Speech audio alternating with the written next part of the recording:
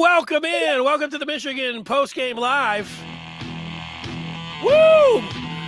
Wolverines prevailing on the road. They win it 31-10. I'm Dennis Fithian, joined by Jim Scarcelli. You want to join us, you can. Twitter Spaces, leave your response on the screen. We'll get to it, your opinions, your thoughts on the Michigan victory 31-10 over the Indiana Hoosiers. Scar, what are your first thoughts on this one?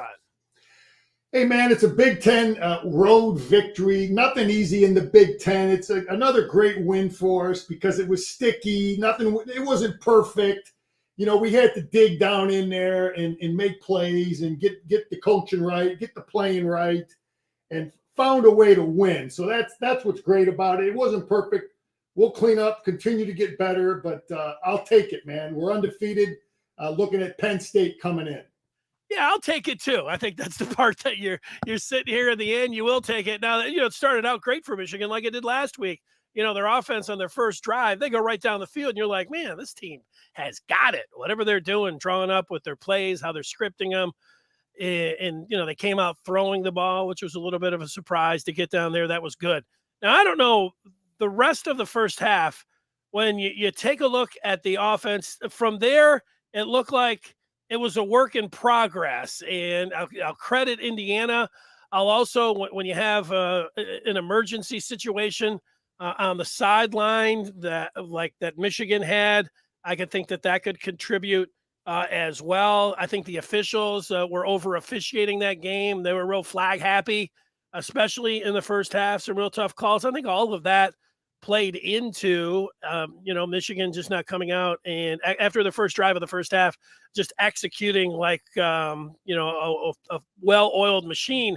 But when they needed to, I don't know if their backs are against the wall, Scar, or anything else, but when they needed to in the second half, they put together two real key drives. One, they're backed up all the way, a 98-yard drive that ended up taking the lead 17-10. They never were down in this game, although it was close with Indiana with a little chip shot field goal that they got blocked as they exchanged those two blocks, but both teams getting a field goal block. But when they needed to, that 98-yard drive, that was money, and the offense looked really good on that drive. And then a couple series later, when they needed to, it was more. I think Harbaugh will probably love that series because it had a lot to do with the offensive line and the running game and being able to get the ball down the field. And ultimately Schoonmaker scored on that one. And, once they got up 2 touchdowns, then I think you could breathe a little bit, but it wasn't until then. So, this was closer than I think a lot of people wanted and expected. But when you're the number 4 team in the country and it's, it's halfway point, you're a 22.5 point favorite. I think, you have expectations of taking a team and just wiping them off the field. And like you said, a little sticky. It wasn't the case of, just a big blue smash fest. Yeah. We started the game out. I thought it was going to be similar to Iowa. We came out, we threw the ball the first 3 times. And, we know that Indiana is going to be good against our 2 tight ends, and they're going to be good against the run. So we came out throwing. And, we took it right down, man. But we had a lot of penalties today, Denny. We had more team penalties than we've had in the past. But, we got JJ going on the option read, and that adds so much to our offense when we can run that zone read where he pulls it out. Just a couple times a game, it adds. But then we got that first drive, Denny. We took it down in there and scored with a great creative, all over the place offensive philosophy, throwing, running, mixing it up, and then we kind of throttled down, and we get kind of predictable. Whenever Honigsford's in the game, we're running the football. So if I'm scouting Michigan, and you look at some of those drives where they just stopped us, we're predictable a lot of times by formation and by personnel. So I like to see Jim's, hey, when you're putting Honigsford in the game, 84, it's okay to throw it every now and then, even if you don't throw it to him. We just need to get out of being so predictable by formation. And Tom Allen he's just a good, smart coach. I always thought he had Gaddis's number. We scored on him last year, but, they guessed so many times did they guess right when they were stopping us in that second quarter there, on some of our formations, some of our play calling. And then again, Michigan is best when we mix it up. We're not predictable by formation, and that's when we started to have a little more success. Yeah, I thought on the defensive side of the ball that, and we've seen it now for a little while. We've seen some of these pass rushers. You can really go down the list from Harrell to Oki, and the way they've been able to Mike Morris be able to get to the quarterback. That was one of the big stories of the game. Like Indiana was really good when they could just snap it and throw quick, little 5-yard outs, quick passing. It really was. I don't know if it was a clinic, but it was very effective for them. Snap it and just get rid of it quick. They tried to do anything else where they were taking more than 2 or 3 seconds in the pocket. That thing just got collapsed, and Bazelak got engulfed, and Michigan made them one-dimensional in the pass game where they couldn't drive the ball down the field. If Indiana was going to do anything in the pass game, it had to be really short passes and quick passes because they were not going to get anything else. That was apparent. Indiana hit them, for some stuff early, but in the second half, Michigan really slammed the door defensively that way, although they were giving up. Like in that, other teams are going to do that. Quick passes, short outs in the middle of the field. That's going to be the spot that other teams are going to try to hit them as well. But when they want to go back and try to get some downfield, Michigan will put them on the ground. The Indiana run game is without question the worst of the Big Ten East. I thought they were better. I mean, they had no run threat at all. They had one good run in there. But the traditional Indiana team, you got to, they run the football a little bit. They put you in conflict running pass. And this team, and a lot of it is our players and our coaches. We say, look, we're going to take their run away and we're going to focus on it. And that made it easy then. Once we did get them to be one-dimensional, I mean, they kept coming out empty. Every other down was empty. That wears on you defensively. And, and they had some success throwing the bubble. We had trouble with bubble defending it. Normally we defend that a little better. We had a little trouble coming off blocks, but I'll take it, man. And we did get pressure with 4 guys often. Sometimes we only brought 3 and we got enough pressure. Sometimes we brought 5. We had a big sack in there. So again, Minter is mixing it up. Not really predictable.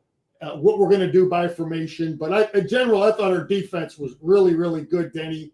The first drive they had, what they scored a touchdown on, they made some plays, they made some passes, but, we turned them over a few times and we stopped them and only gave them 10 points out. That's a pretty good defensive performance. All right, if you're out there, Mason Blue Review presented by Rival. That's Jim Scarcelli, former Wolverine. I'm Dennis Fithian. We're taking your calls. If you want to get in via Twitter Spaces, we'll get to your feedback. We'll put some of that up on the screen.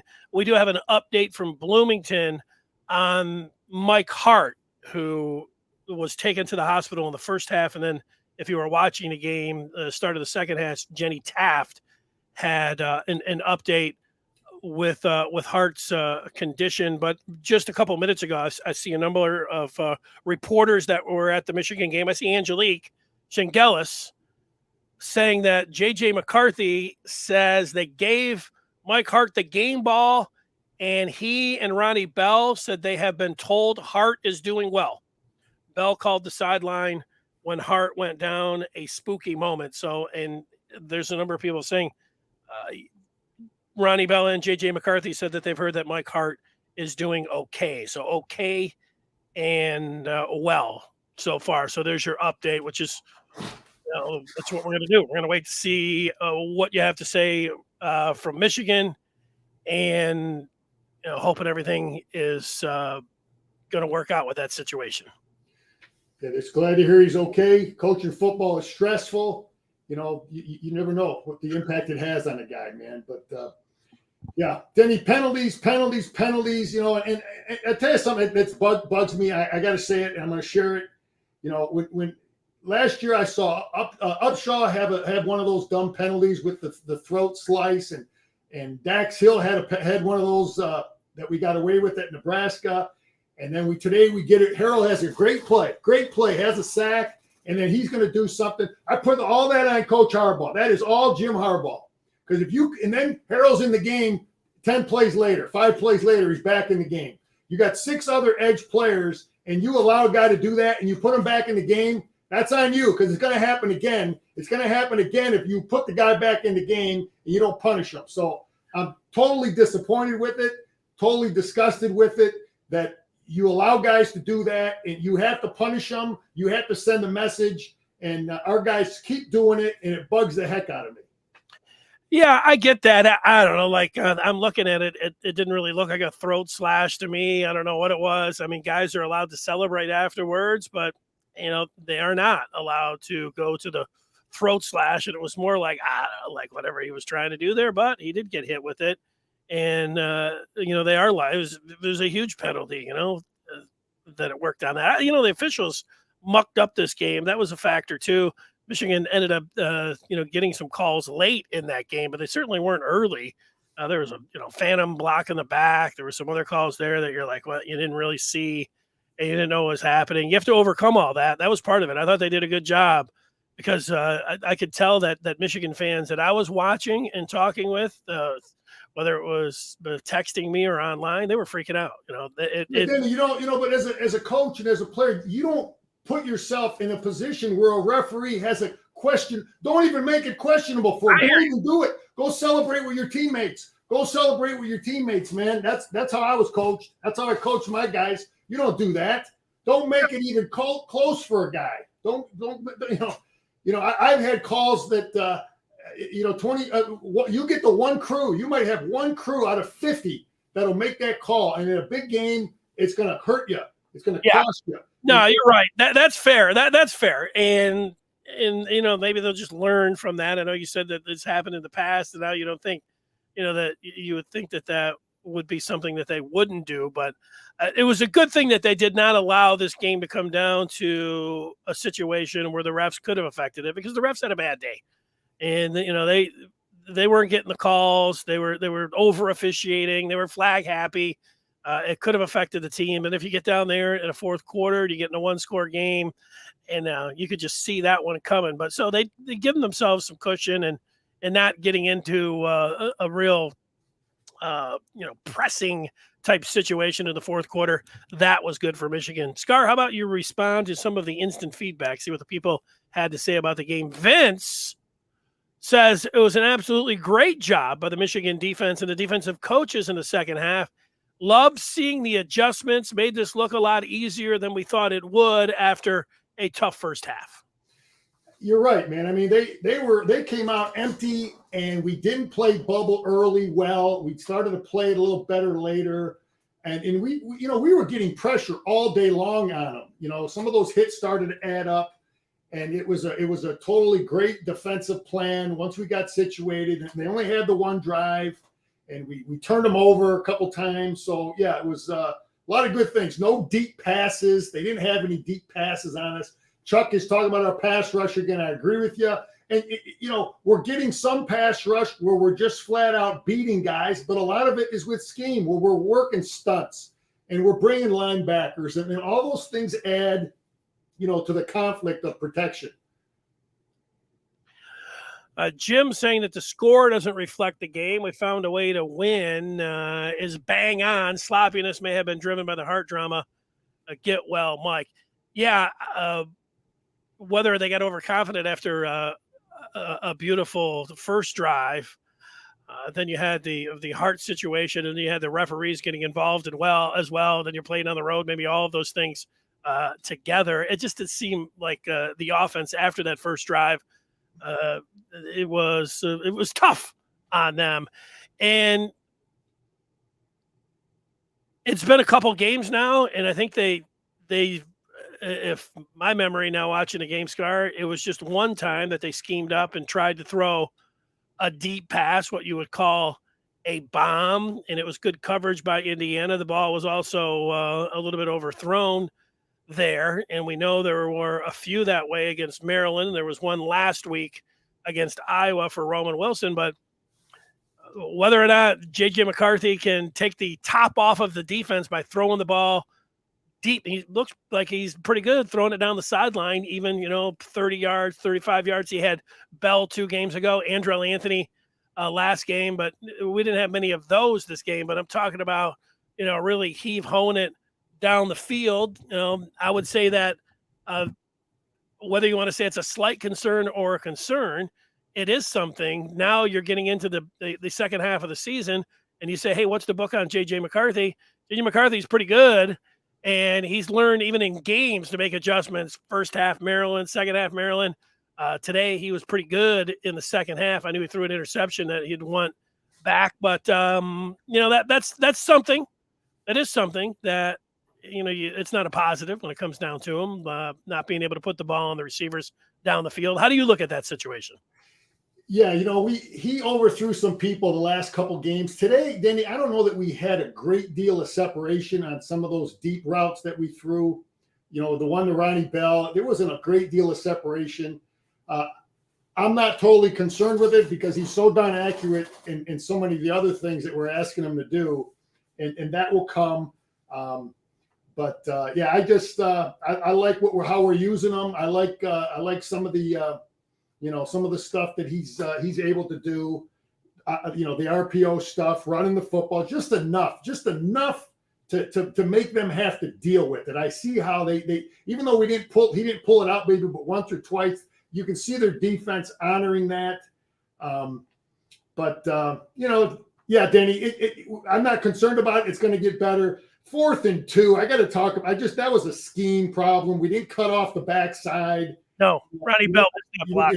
Remember that one play we got? The guy cut inside. You can't blame Ronnie Bell. It's the alignment. They got to as coaches. They got to move him in there closer. The guy ain't going to make the play. If Ronnie Bell takes a tighter alignment. So I don't blame Ronnie Bell. I blame the coaches. Why is he lined up so far? Coach Allen is smart. He doesn't care. He's going to bring the guy off the edge. Because he knows what the situation is, and we gave him one there by with our coaching there. But good insight on that one. I like it. And I don't agree with this. Wayne saying that Harbaugh has to go because his team was not prepared or ready to play. Players look too confused in the field, and the dual coordinator experiment is a total flop. Well, I don't think that the dual coordinator thing really is happening, Wayne. If you've listened during the week, I've talked about that a few times. I think that's more of a ruse, and it's just a title thing. It's not practical. I don't really think it's happening on game day, but let's take a step back from wanting the coach to go with an undefeated team and being number 4 in the country. Jeremy says the defense, especially the pass rush, the bad play calling, especially in the first half, running it into 7 and 8 man boxes is the definition of insanity. And, what do you think? First half offense, play calling after the first series, I think you could look at that. Yeah, and Danny, there were times when we were in some, 11 personnel, one back, one tight end, and we did run the football, and Allen guessed right. It's like I'm wondering if this guy knows our signals. So many times he guessed right where he brought corner blitzes right into what we're doing. And but Michigan is best when they can't figure out what we're doing based on formation. And John, you're right. Indiana had a good game plan. Listen, Indiana's defense for our offense is bad. It's a bad matchup for our offense because they're just good at stopping the run. They play good technique. They're not the best athletes, but Allen is good at stopping some of the things we do. I'll tell you, I tell you 3 players I think, Denny. Look, J.J. McCarthy, he's a good player, and because he plays quarterback, he's the most valuable guy in our offense. But Corum and Scooney, those are our 2 top players. I think them 2 would be 2 and 3. Our offensive line is playing great, but Scooney is playing great football, man, as a receiver, as a blocker. I just want to point it out that, I think everybody sees it, how valuable he is to that offense, and especially with Alls out. I just really impressed with him as an overall player. He's there so many times for some of our big third down conversions, and I don't know how many passes he caught today, but he's a reliable receiver and such a good blocker. Yeah, well, he did an excellent job today, and he did end up with a touchdown. Couple more feedback, so we're going to watch a little bit of the big series in the second half. Here's Wayne saying if they play like this against Ohio State, they'll be too far behind in the second half, and compete. This coaching staff needs to go. Harbaugh, too outdated for college football, period. I think there's people that will always look when you're the number 4 team in the country. People are grading you on the curve like, you think you're a college football playoff team? You think you're one of the best teams in the country? Ohio State's sitting there as the last game of the regular season. Ohio State's sitting right there, in front of them when it comes down to the rankings. So you're always going to be compared in that. I would agree if they played like they did today in the first half after the first drive against Ohio State, they might be down a couple scores, but the idea is to get better and learn from that and not play like that. I do wonder about McCarthy and how much they can, how much better he could get. We always talked about his ceiling, and this isn't a criticism of JJ McCarthy, but he's playing the game a lot like Cade McNamara, where it's he does some of the things moving around, but it's mostly like this is the team's identity is still the O-line and the running game, and it's going to have to evolve in the second half. Do you think that's fair, Jim? Hey, Denny, listen, just like I said, Indiana, I think, is a tough matchup for our offense. Look, Ohio State will have better players than Indiana on defense, but our offense would rather go against schematically the things they're good at and what they do. They're more, they're dialed in to stop spread. They're going to be, look, they stopped Wisconsin and slowed them down. But I believe that what we do offensively, structurally, is good for to win a Big Ten championship. I think it's good to go against Ohio State with what we do. I mean, people might disagree with me, but I just think, Ohio State doesn't want to look at that kind of an offense. They don't want to look at the Michigan. They would rather defend Maryland than they would Michigan because of the things we do. That's just what I believe. So there's the advantages. I thought JJ was really good in a couple, our first touchdown. He gets out of the pocket, his feet, man. He broke contain and 2 big plays for us. The kid's ability to run is huge. So I think he's playing really, really good football. I mean, the interception, they happen to be in a 2 deep coverage and that safety just happened to be there. He tried to jam it in there and that, that was a bad break because of the coverage they were in. But the Scar agreed that play action is something that needs to be practiced and utilized more often. Yeah, the play action is something that it probably would have been better today because they were hammering in so much on stopping our run game. But yeah, anytime you get a defense having to play run or pass off the thing that looks exactly the same to the defense, that's when you're in good shape. When you can do so many things off of your best run plays that look exactly the same to the defense. So we got some. Is this part of that long drive, Denny? This is when the game, you can see it's 10-10 down there, and the play before the one we just showed, the running play to Corum was the one that deep in their own end that JJ McCarthy threw to Cornelius Johnson. I mean, he laid it right on him and he dropped it. That's when you start thinking, oh no, man, maybe this isn't going to be Michigan's day, but they're able to come back in this drive, obviously, if you remember it, and they start making some plays to get the ball down the field, and here they are. This was a great drive. You just showed a little inside run, just straight dive. We picked up some yards here. And here's a deep pass. I mean, there's no separation there, Danny. No, there's nothing there. The window is, and he's not the tallest kid. Angelo Anthony might make a play on that thing if you throw it over his upper right hand shoulder there, but there's nothing there. But I just want to compliment our running backs again. 0 turnovers, securing the football. Close game. Edwards is getting more carries. You can see a lot. He's got a long way to go as a running back. He's going to keep getting better. We had Orgy in there. We did run one play with him. Let's take a look at this now. Part of this long drive. Here's where JJ uses his wheels. This was a huge play, man. That was huge play. Uses athletic ability, his speed, picks up a first down. That's the stuff that drives the defense is crazy. That was a huge play in that drive. And you just can't coach that stuff, man. Smart enough, get out of bounds, don't take a hit. That's he finds the seam here. Edwards picks him up, and there's a gap in the defense there, and he outruns this linebacker for the first down. Huge play. Yeah, it gives him a 1st and 10 from the. And here's our power play. Denny, this Allen took our power play away. He's not a dumb coach, man. Coach Mueller used to always say when we came in on Monday, we're going to take their best stuff away. We got to take their best 3 or 4 football plays away. And Allen, he goes by the same playbook, man. It's like, he said, we're going to take power. We didn't have any success hardly at all running power today. He did a great job taking it away. That was a version of power, and they slammed it. All right.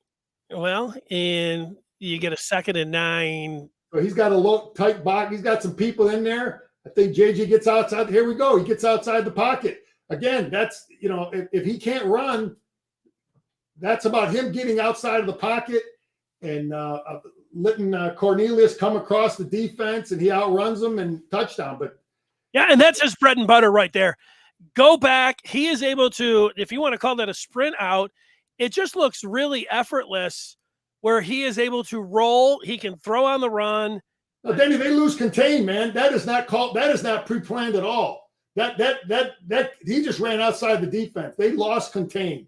They had a guy that doesn't understand how fast our quarterback is, and he just so much faster than him. He just breaks contain, and that's the stuff we need, man. When you're having trouble moving the ball, your quarterback makes a play with his legs and athleticism. Yeah, and McCarthy's really good at that when he gets out there and he is able to roll, and definitely to his right, he likes doing that. So, all right, let's get some more feedback. Shadyville with a point, and he is saying at the end of the day, which will be later on today, it's a 21-point win on the road in a game we, quote-unquote, struggled in. Georgia won by 4 last week. A little perspective from Shadyville. Totally agree with you, Shady. I'll take it. Chuck says we had stopped the TD drive until they threw the flag for taunting. Scar made that point. Luke saying, the defensive line was by far Michigan's best unit. Here's Jason saying a tale of 2 halves. With all the drama the first half surrounding Coach Hart, the team was understandably shell-shocked. They came out the second half and dominated in all phases. If you were writing the story, would you say this was a tale of 2 halves, Scar? Yeah, the people writing in are right on time with what we're seeing there, man. Yeah, we just settled in a little bit better on offense. We got a little less predictable, and our defense really had boxed them in to being one-dimensional, and we're able to get pressure and cover people. And, we brought pressure, a lot of different looks. I mean, we're going to take a look at some of that stuff Thursday, Dan. We gave their offensive line protection a lot of different looks. I give Minter and Elston credit. We are not predictable in terms of what we're going to do and how we're going to bring our pressure. We didn't have much safety. In fact, we haven't seen much safety blitzing and corner blitzing these last few games like we got last year. I don't know what the reason for that is, but we got a lot of different looks, and it's all working, man. It's all working to create conflict for the protection. Yeah, and when you shut out the home team in the second half, and the total yards is completely skewed to the Michigan, and the Wolverines score 21 points, and the Hoosiers score none in the second half, and it was tied at 10. I'm with you. Yeah, I'm with you on if you wanted to write, Jason, this was a tale of 2 halves, and Michigan making adjustments on defense and executing on offense and being able to go out and win this one.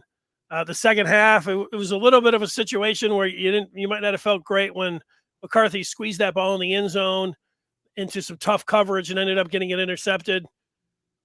You might have thought, it was still going to be a rocky situation, but the defense, after that, the attacking style of the defense, and whether they started I don't know whatever they did to lock down that easy drop and just easy catch and throw that the Hoosiers were making it look easy. It wasn't easy for them in the second half. I was a little frustrated. It was 2nd and 8 on that interception. We're down on their end. We're up 7, and that would have been a really comfortable, at least get a field goal out of it. But at the same time, I'm thinking, you know what?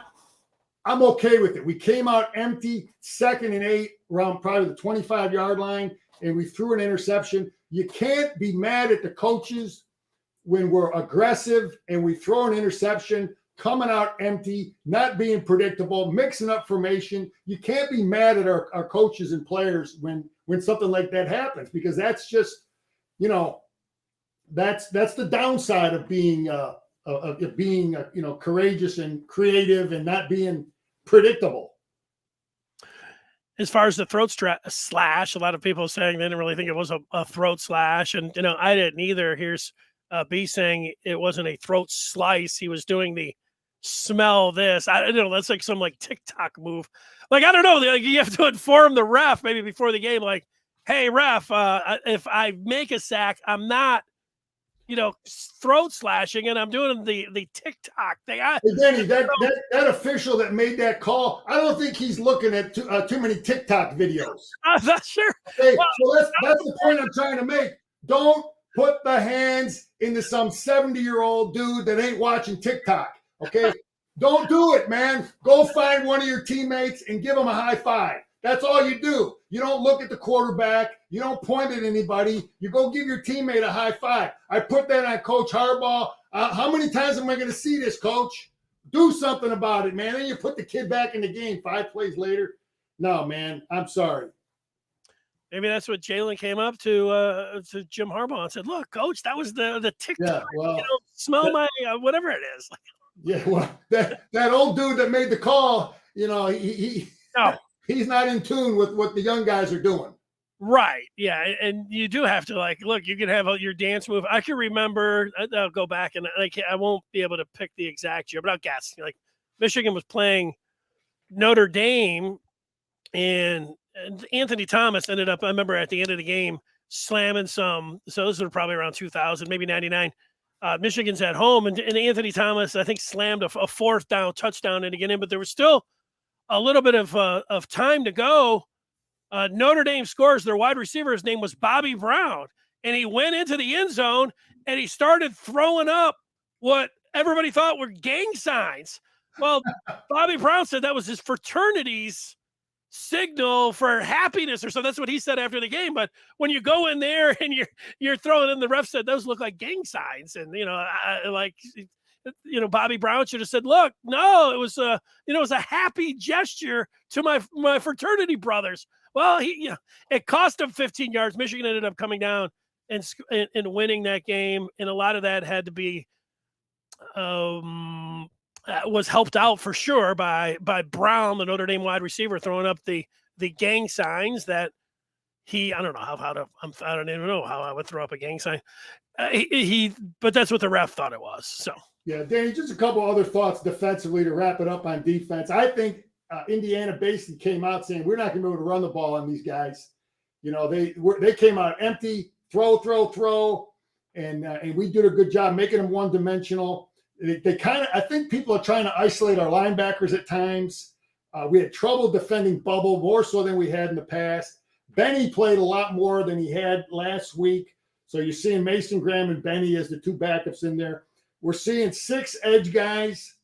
Morris and Harrell started the game. We're seeing a lot more Derek Moore. Derek Moore is doing some real good things in there, getting in there. So they rotated 6 guys. Upshaw didn't play much until the end there. You're seeing the young freshman Rolder in there at linebacker at times. He's a quick kid. They're trying to get him reps, trying to get him ready. But our linebackers, they got to find – we're having trouble getting to our gap sometimes, and it cost us early in that first half. But, a lot of really good things about what we did defensively, because we stuffed their run game and we made them one-dimensional.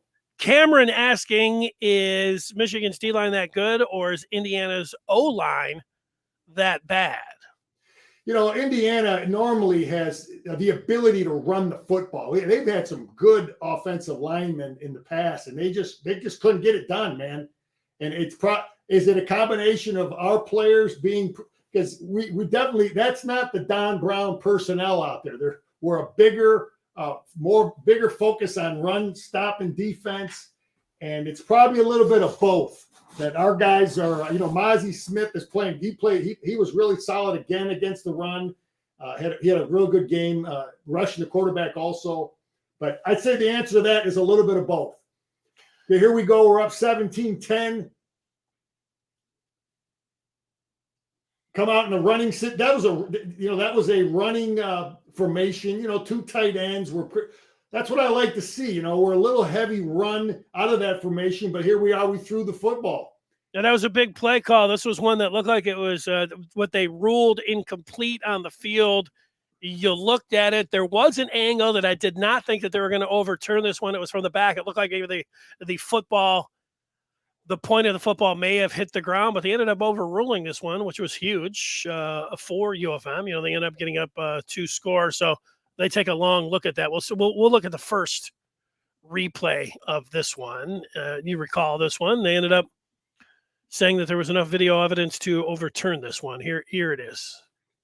From this angle, it does look like a catch. It goes down, has both of his hands underneath. It was this back view when they took a look at it that I thought that they were going to say, this one here, that. Yeah, it's good that they overruled it. It's pretty clear. I saw it, Denny. I saw that touchdown that they called back. I saw it right away, man. That the receiver had crossed the line of scrimmage, and I thought Coach Allen was right. I'd like to get clarification why they didn't call our last touchdown back, because I thought we did the same thing. That our receiver was on their side of the line of scrimmage when we were blocking already. So I'm anxious to see how that one wasn't called back, our last touchdown. But yeah, this was a good overruling here. Good catch by Scooney there. Kid does it all, man. He's playing really, really good football. That's an all-American tight end kind of play we're getting from him. Right there, I thought maybe that point, and I know people say, well, the football can be on the ground if you're still controlling it, but I thought that there was going to be enough where they were not going to. But hey, it seems like when I'm coming down to close calls and everything, I'm just on the wrong side. It's just I've been a little bit surprised at how it's gone. Denny, just real quick. I mean, our offensive line, we didn't run the power well, but that's because they focused on taking it away. But we had some really, really good pass protection all day long. Our quarterback was clean, so that's a great compliment to our offensive line protection. And we had this short stuff all day long. Here's Scooney again. JJ throws a nice pass. Take what they give you, man. They're going to overplay that run. We got to do that. We got to throw those short routes like that. If Allen's going to overplay some of that stuff and bring those corners so much like he did. And another thing I think our team does, our receivers, Denny, is Indiana is a zone defensive football team. Here's Corum finding the hole. That was a nice run. Is that Edwards or that's Corum again? I'll say something that our receivers do really, really well these last 2 games, because we saw a lot of zone from Iowa and a lot of zone from Indiana, is our receivers are finding the zone and settling in. Our coaches have done a good job of teaching that, finding the weakness of the zone, settling in your zone, and staying there. And that's something I see our receivers doing a good job with. Yep, and this is the drive that we're featuring here. Michigan went 11 plays, 98 yards to go up 17-10, and then they did have that interception, and then I think they had to punt. And then they come back on this drive, and this is the one that they end up ultimately getting into the end zone to take the 24-10 lead. And, that was the sweet move, little sidestep, Corum. But again, when we look at the formation, you got 1 tight end, 3 receivers, and that's why I like this. This is when you run the football. It's a run pass formation. The defense doesn't know, and we've had better success running the football with 3 receivers in the game. I think especially against someone like Tom Allen, who's going to overcommit when you get in running formations. here we go again with that same personnel grouping. I bet we've had the best success running the football with 3 receivers in the game, 1 tight end, 1 back, because we can do either run or pass real well with this personnel group. And he just bounces it out, secures the football. That's what I love about Corum. If I'm playing defense for Michigan, you know what I love about Corum more than anything? He doesn't put me on the field in sudden change. He secures the football. Love it. Hey, Danny, I got to mention that. Look at Freddie Jackson over here coaching him up. Michael Hart's in the hospital, and Coach Jackson, who's just a volunteer guy, you see him over there, Freddie, with the glasses? Yeah, I know Fred Jackson. Yeah, Freddie jumping in, and he's taking charge, man. Yeah, well, you can do worse than having a guy with the experience like Fred Jackson with running backs. I mean, the running backs that he coaches a heck of a list when you think about it from back in the day. Of course, his son went on to play football at Virginia Tech, was a quarterback, and pretty good. I like the whole Jackson family. And the Corum, the way we ran in the second half was, they needed some of those tough yards. And on this particular drive, he's really showcasing it with some of the stuff that he did. Those last 2 runs, squirting through there, making some moves, knowing when to take just another 5 or 10. And there you see, he's sitting here at 115 yards. They wanted to keep those carries down a little bit, but they needed him today, and they needed these tough yards. He is banging it up the middle, and ultimately this one ends up going to who scores this touchdown? Is it Corum? Danny, I bounced back. I wanted to get a number here. Greg Tarr, that's our long snapper. Let me take a look. Go ahead. I'm back. I was looking at Michigan's roster for a second to see who our replacement long snapper was. Yeah, if you're listening, we're watching Michigan's drive. It's 17-10 right now, but this is the one that got them up 2 scores. So we're taking it in here, and I was surprised that they didn't just keep running. Yeah, Schoonmaker, he ends up getting in. Touchdown, Michigan. Dives over there. Did he get in? Yeah, there's the official. He has both arms up in the air. Schoonmaker scored a couple touchdowns last year. Last year was his coming out party against Indiana, and he had a really good game today getting in. And right here, you get the 2 scores. What's happening here? Is the receivers, this is where you thought maybe they'd already started blocking? No, it's the next. It's the last touchdown? Okay. Yeah. All right. Yeah, he catches that on our side. That's a good catch. And it looked pretty good. Cornelius Johnson, though, if you looked, he was going like this. So, he didn't.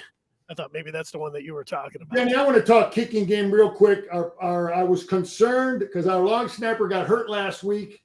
And you never know how valuable your long snapper is until he gets hurt. But we got a guy that went in there, number 45, Greg Tarr, out of Romeo High School. Kid did a great job today snapping the football on our punt. Our punt return team was real good. Henning catches everything. We had a big 28-yard return in there. So our punt return game is really, really good. We had the block on the extra point. They'll take a look at that. Guy got his hand up there. But our special teams were solid. We had advantage Michigan special teams. So you get these close games like Penn State now next week. Everything matters, man. Our punt team, our punt return team, kickoff, all those phases, we got to be better than because the competition is going to be stepped up big time, and no question next week. Well, that's what Jeff is asking. He wants us to peek ahead to next week and asking how Michigan's pass defense matches up with Penn State. Feels like they got ripped a bit today. Well, I thought Michigan, their pass defense, Indiana found something that worked, and that was getting the ball out quick and going to those quick hitters, those 5-yard outs, man. It was real. It was a lot of pitch and catch going on, and, that was a little frustrating watching that. I think UFM made some adjustments on that. On the bright side, that if it was not just a pitch and catch that was with the ball coming out quick, Michigan swarmed them and swallowed up the pocket, and it was it was one of the stories of the game, the collapsing pocket of the Michigan pass rush on Indiana today. They couldn't afford to sit back there and try to get the ball down the field. They tried, they couldn't. So, I don't know, Sean Clifford, he's played 4 years. We've seen him They don't have Jahan Dotson, but they got a good tight end, and they're going to be as good as what Indiana brought. What they do have is they've got a pretty good running back who has he's been pretty good for Penn State, and so that's going to be the biggest deal there. But I think Clifford is somebody that you're feeling like is going to throw for 300 yards against U of M. I think you want to make him. I think you're hoping that he's the one that's throwing the ball. Make him one-dimensional. I think Michigan, Michigan's around a double-digit favorite for the game next week. That's what he opened. I know it dropped down a little bit, but I think that Michigan needs to clean up some of and it was a good test for that today, because you saw DJ Turner not getting his head around, and this has been a trend a little bit where Harbaugh was talking about some of the linebackers not getting into their drops, and whether it was a zone defense, and then Maryland was able to hit them a little bit. Iowa was able to make some plays in the middle of the field today. It was that quick pitch and catch. But yeah, I think Michigan matches up pretty decently. I don't think Iowa or Penn State's a team that is looking to throw it all over the lot. Danny, I look at Penn State that's night and day compared to defending this Indiana team.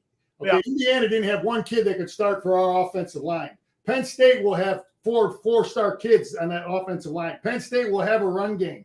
Penn State will have they got some really good running backs. They got a freshman that was a 4- or 5-star kid. They got really defending Penn State is night and day compared to defending this team.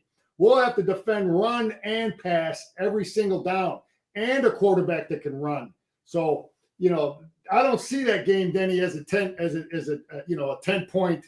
I don't see it like that at all. I bet you that line is maybe like 4.5 Michigan. I don't see much more than that. I think you get that's way too many points in my opinion. But defending Penn State, we're going to have to stop a legitimate run game on first down every single down.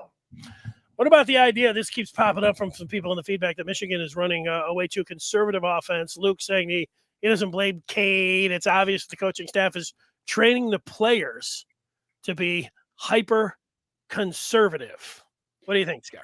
Danny, listen, when you hire Jim Harbaugh, you're going to get 2-3 tight ends, and you're going to get a guy that's, he's okay, grinding it out and running physical football and not. Listen, you're just not going to get, the Maryland type of offense or the Ohio State type of offense. It's just not what he believes in. And I think Michigan people got to understand that that's just what we are. Our system, Jim wants to be able to have a physicalness, but also have a little bit of spread. And I think that's what we showed today. We used all aspects of our offense today. But the guy at Indiana did a real good job defending our physical stuff. I'll give the guy credit. And Tom Allen, yeah. Tom Allen did a good job of defending, and he always does. But as far as what we do offensively and being conservative, it's Jim wants to run the football, man. It's in his DNA, and he wants to control the ball. He wants to run some clock. He wants to have a diverse offense, and it's just what we are, man. Well, they beat Ohio State that way last year. It wasn't the quarterback play. It wasn't modern football. It was lining up and knocking them off the ball and punching them in the mouth, and then doing the same thing defensively. So they weren't going to go completely and scrap that particular style of play or their identity, even though they had J.J. McCarthy. I think they're developing McCarthy along the way. Do I think it could have been more fun or glitzy in these first 6 games, and they could have tried some more downfield passing and chunk plays? I do think that. I also think that when Harbaugh gets up in a Big Ten game, particularly on the road, that, he is looking to, batten down the hatches and, play it close to the vest and, really think about being conservative there. I mean, that is part of the way that he coaches. In his defense, Maryland watching of J.J. McCarthy in the first half run around, getting slammed in the back, losing 2 of those footballs where the ball squirting away from him. It was great that Michigan was able to jump on both of those fumbles. Last game when he fumbled, had it squirting down back towards the goal line, and everybody's eyes are really big, and you had Donovan Edwards jumping on the ball at the 2-3 yard line. I think that's also, as much as McCarthy's got a lot of tools and he's got he seems like he has all the talent in the world and all of that, getting him ready for this second half. I think you saw it even a little bit today, a few times, a little bit more running from McCarthy. They called a couple more of those plays. I almost feel like, and you got to be careful as a coach, Scar, like those first 3 games, they knew they could do anything they wanted because it didn't matter. They weren't going to lose those games, and they could talk about that. I don't know how much they're talking about of the, you're going on the road, and even though these, should have, you're thinking about, you can handle these games, but now, there's not, you need to be ascending. You need to have everything going, firing on all cylinders, however you want to say it. I think you'll see.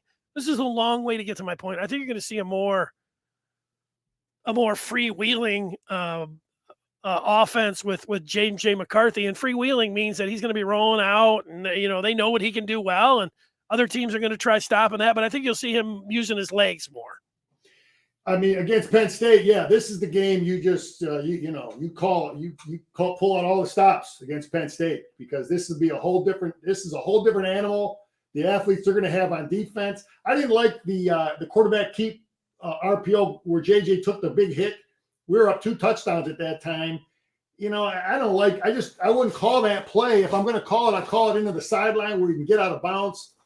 But we called it. He took a big hit, and I was right away thinking concussion. But he got up, which was great. But then against Penn State, anything goes. You're going to see a team that will not be afraid to run our quarterback in any situation, and call hopefully a good creative football game, because Penn State by far will have the best athletes we've seen all year. All right, let's look to some more feedback. Some of them are making me laugh, and I'm going over here. Chuck wants you to talk about Oki. How about Yabi Oki and the way that he has played? Yeah, he had a pressure off of a stunt today. A lot of our guys had pressures off stunts, and it's great. Michael Morris beat a guy clean today with no stunt. But a lot of our pressures coming from stunts, and we're getting it from all different players. Graham keeps giving us pressure. So it's just a beautiful thing, man. He puts three edge guys in at times. Oki's played the run a little better today. He's good in pass drops. He got right in front of a pass today. Last week he knocked it down. This week the kid threw it right over his head, made a tough throw. But Oki is improving. He's developing. I hope we got him again next year. Hope he comes back. Moore is playing as a true freshman, playing good, getting better, plays the run, rushes the quarterback. Morris is solid. McGregor had a sack, had some pressure off of a stunt. Also, Harrell had a beautiful play, just a straight up sack, and then he does something stupid. But we're getting real good edge play, I think, from all of those guys, which is unbelievable to have so many guys playing one position, and all of them are contributing. Upshaw got in at the end. He didn't play much at all. So, but a lot of good players there. There's good depth, and the future looks great at that position. All right, let's take a look at some of the stats. You can jump in and talk about it at any point. Here's some news from Bloomington on Trente Jones. Harbaugh saying probably has one of those dreaded high ankle sprains. Heck, I thought it was a knee, so I know high ankle sprains keep you out a while, but maybe a possibility of him returning this year. I was fearing that it was a knee injury, so the potential to be able to come back there. Also, I see from Angelique, she has an update from a few minutes ago from Jim Harbaugh saying that Mike Hart is quote unquote in stable condition, and he'll be spending the night here at the hospital here, meaning Bloomington. You look at the numbers. J.J. McCarthy, 3 second-half touchdown passes, 304 yards, 28 of 36, 304 yards, 3 touchdowns, and he had that pick. Those numbers look good. First 300-yard passing game for J.J. Corum, 25 carries, 124 yards, and a touchdown. 165 yards on the ground for Michigan. Meanwhile, Indiana rushing 19 yards, 25 carries, 19 yards. When you have less yards than you do carries, You know that defense is doing a pretty good job. Bazelak, 25 of 49, 203 yards, a touchdown, and an interception. Ronnie Bell, 11 catches, 121 yards. Schoonmaker, 9 catches, 67 yards. Kojo, in absence of Roman Wilson, 4 catches, 58 yards, 2 touchdowns. Andrell Anthony had a couple catches, 2 for 32. A.J. Henning had 1, and Donovan Edwards also with a catch. Anything jump out to you there on that side? No, a lot of good stats. I tell you something Indiana was able to do that no one has done against us this year. They were able to get negative plays against us. Good defensive coaches will try to get you 2nd and long, 2nd and 9, 2nd and 11, and they got us in there many, many times. So we got to take a look at what they did, learn from it, because that makes it tough. Because we've always, our first 5 games, we were always on schedule. 2nd and 4, 2nd and 5. But yeah, a lot of good stuff that you reeled off there, Denny. 9 catches, God, that's got to be. I wonder what the record is for tight ends, but that's a great job by him. And the young kid got a lot more reps. 18. That's the big tight end. Oh, Copeland, is that his name? Colston Loveland. Colston, yeah, he got a lot of work today. He was in there early. Bredesen he's got to get in the weight room. He's got to block better. He's a good receiver. They put him in there at fullback. We got on the goal line. We came out under center with him at fullback with 2 tight ends, and they brought another tackle in. So that was an old Jim Harbaugh formation. But Bredesen he's got to block better. All right. Let's see. We get some more feedback coming in. And Luke saying kudos to the quarterback from India. He got destroyed all game. That's one tough quarterback. Scott saying CJ made up for his bad drop. Interesting here, Scott wanting to know if Jim Harbaugh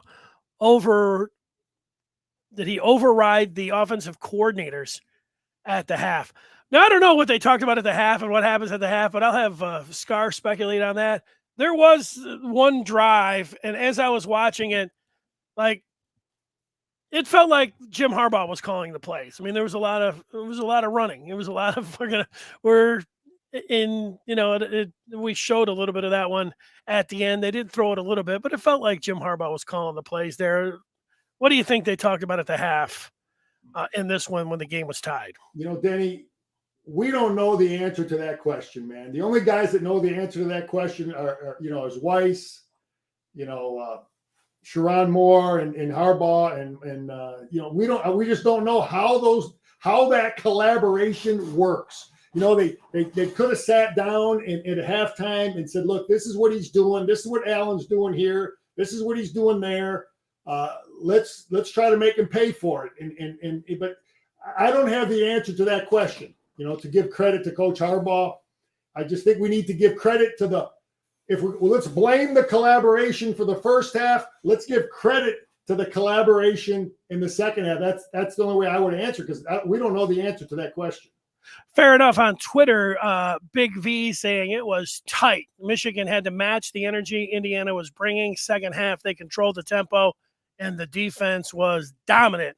And now we're off to Penn State. And Michigan has played in the regular season. They will play 12 games. They played their 6th today. So it is the halfway point of the season, and there are bigger tests in the second half. And that starts with the top 10 matchup coming up. We know now. I don't think Penn State's going to fall out of the top 10. So you're going to have number 4 Michigan taking on number 10 Penn State. Scar, how about that game of the second half of this season as we wrap it up? Denny, this game by far will be the most difficult. They're going to have 4- and 5-star athletes. I saw them play Auburn. They just physically were much better than Auburn. They out-recruited them. They outlifted them. They were just way better players than Auburn. This team is going to be tough. Nothing's going to come easy. They're going to have better athletes on defense. Our offensive coaches are going to have to scheme and give our players a chance to win. Because it's going to be tough just moving guys and we got to put their defense in conflict and defensively, Minter's got to have a hell of a scheme, and we got to play. We got to secure the football. Always, that's number one. I'm glad they're home.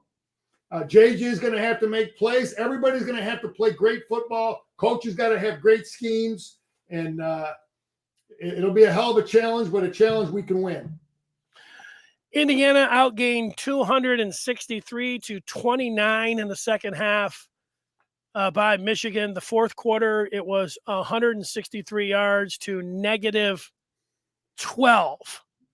And that was the story of the game, as Michigan was tied at the half at 10, but they came out and threw the hammer down in the second half and got themselves a cushion, even though they had an interception, and went on to the 31-10 lead. We'll be back with you on Monday. Scar will break some of those plays down, and he'll diagram them and tell you exactly what was going on there. It's both entertaining and educational. Scar, you did a great job today, and we look forward to talking with you on Monday. All right, Danny, we'll break it down. Go Blue. Get ready for a big week of football. Great win.